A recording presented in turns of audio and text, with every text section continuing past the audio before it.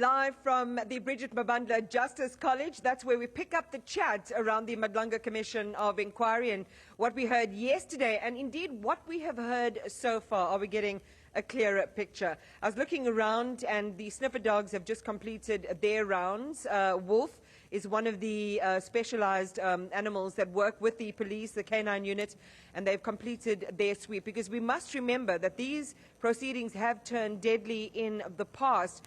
Fortunately, in the last, at least since the resumption of the commission, we haven't had many major incidents since the suicide of one of the people implicated at the Madlanga Commission out in Boksburg. But let's talk about General Shadrack Sibiya's testimony yesterday. And to do that, I'm joined, as always, by our security analyst, Eldred de Klerk. Eldred, good morning. No AI, as Arabile has been asking, detected here, but certainly was a feature of Sibiya's testimony yesterday. And I want us to telescope back just a little bit. When you think about what the commissioners have said to him, and they've pretty much said this to him since the beginning, that he has been selective in the picture that he's trying to show and only commits to things once it seems he's put into a corner. As a member of one of the most senior positions in law enforcement in this country, how concerning is it?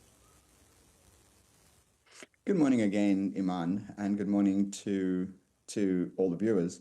It is concerning because what we expect from our senior police officers and our senior public servants is to be forthright, is to be forthcoming. Otherwise, their credibility gets called into question. More importantly, if they keep ducking and diving and are seeming to be selective, as you just rightfully summed it up, and the commission has also accused them of being, it actually calls their fitness for office into question.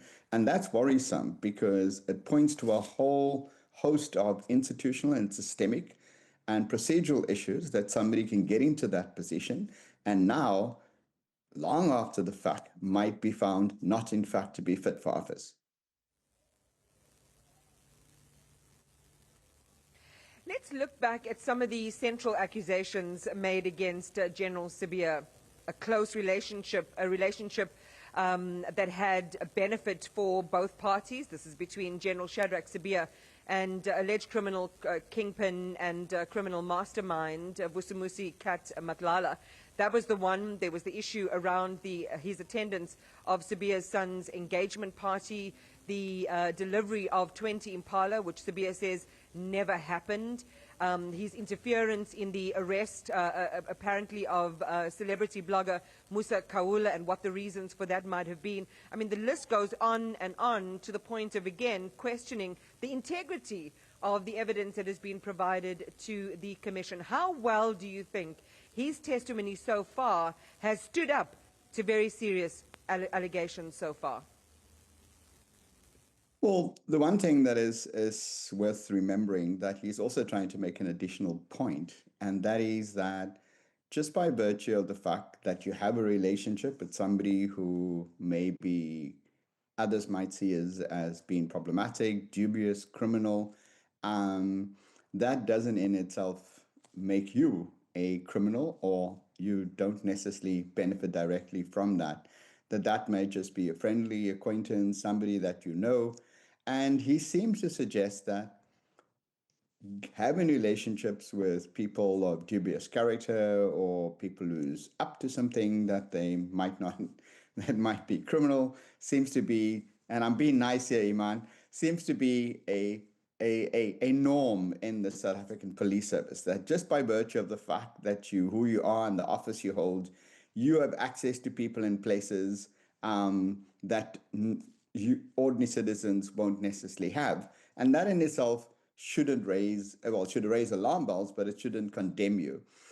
To date, though, he's done nothing to reassure us, the viewers and the ordinary public, that he didn't benefit from these relationships, that these relationships just didn't give him access to people, but he also benefited from, and he had undue advantage, and he rendered them undue advantage. For example, access to arrest warrants and information about tenders that they wouldn't otherwise get.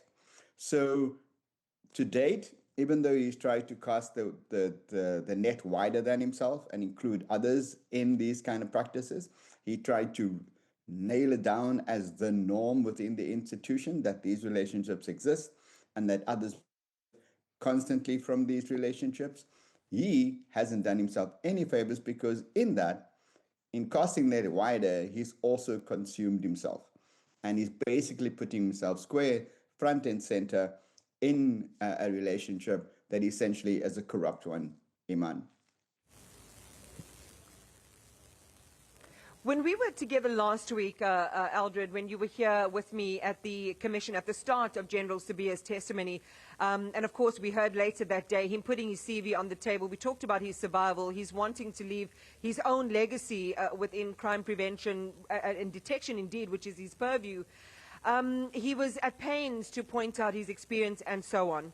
If he was interviewing for the job today, based on 4 days of testimony going into a 5th day, given his reticence, his lack of full disclosure, which the commissioners have repeatedly pointed out, his selective presentation of evidence, his ostensible relationships, which he's explained in the way that you've just summed it up now, would this have been a man that should have been interviewed and installed as the Deputy National Police Commissioner, given everything that's required of a role such as this? Well, Iman, you're making one critical assumption that there is a process of selection, there's a process of interviewing, that there are set criteria, that the job description is clearly outlined, that competencies is matched to responsibilities and authorities and the demands of office. None of that actually happens. Commissioners are selected at the behest of the president. Divisional commissioners are selected at the behest of the national commissioner. And he or she uses their own criteria for that selections. Often proximity, relationship, knowledge of, having, trodden a path means that I surround myself with people who I am able to work with, who share common allegiances, and who I can depend on going forward. So the process that you outlined is not one that is there. The National Development Plan 2030 actually says that you have to do exactly what you just said, match competencies to office, demand of office, and to role that's expected to play with you, and that we need to ensure that that's a contract that can be judged and measured, and that somebody has the necessary resources, abilities, and attitude to be able to fulfill that role. That is not in place necessarily. It's also very worrisome, Iman, now that you raise this issue of how somebody gets to be in office, is that there's not clear succession planning within the South African Police Service.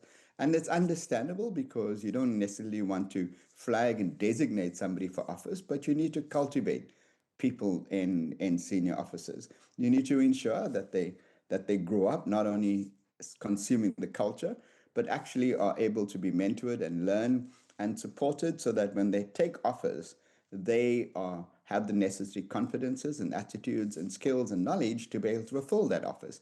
They still have to prove themselves once they're in office. So it's not an automatic right that somebody gets to be a general or a brigadier or a commissioner. But it is something that you have to be cultivated and prepared for. And this preparation of people and having to go through certain milestones is the norm when it comes to people in law enforcement or in the defense force and any public service. We don't have that normative path that people walk, Iman.